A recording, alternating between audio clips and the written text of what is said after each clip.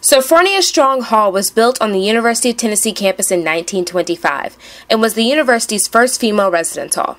Strong Hall, as university students call it, was financed by a generous donation from Mr. Benjamin Rush Strong, who had the building named in honor of his mother.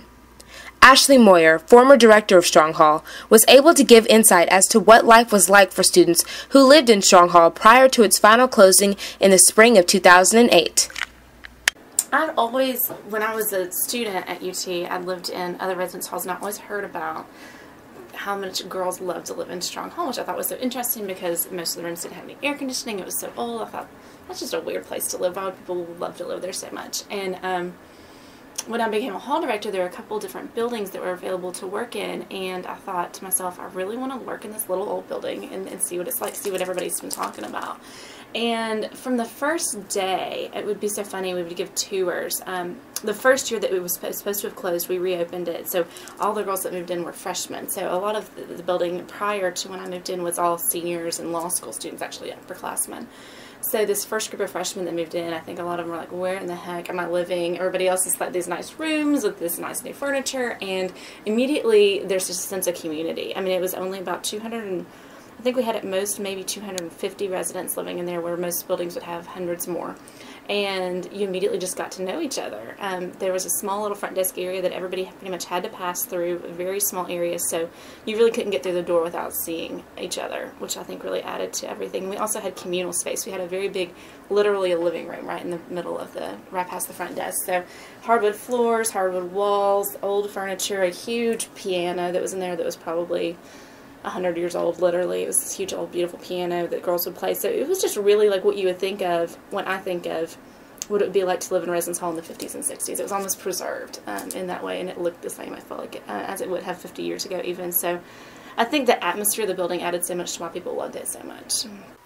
Students who lived in Strong Hall were able to enjoy many of the events that resident assistants currently hold in other dormitories, but also enjoyed celebrating the history of the building and its founder. The Residence Hall Association and the RAs did constant programming. One of the things that I recall every year on February 17th, we would have a birthday party for Sophie.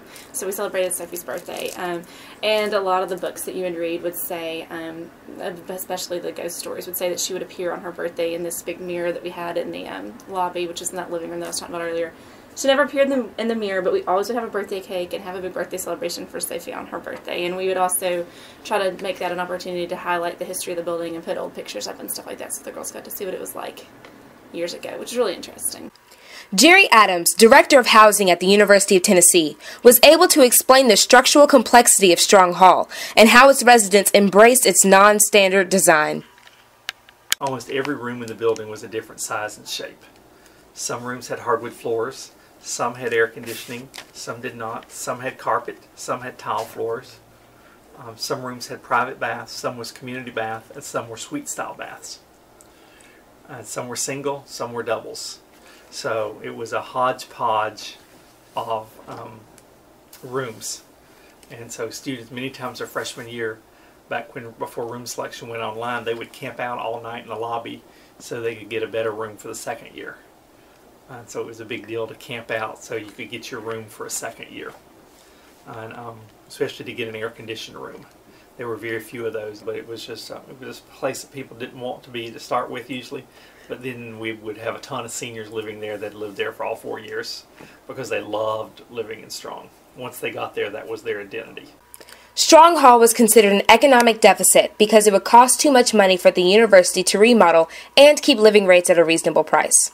The building sits empty for now next to Clement Residence Hall until it becomes the new Anthropology Department building as a part of the University of Tennessee 25-year beautification plan.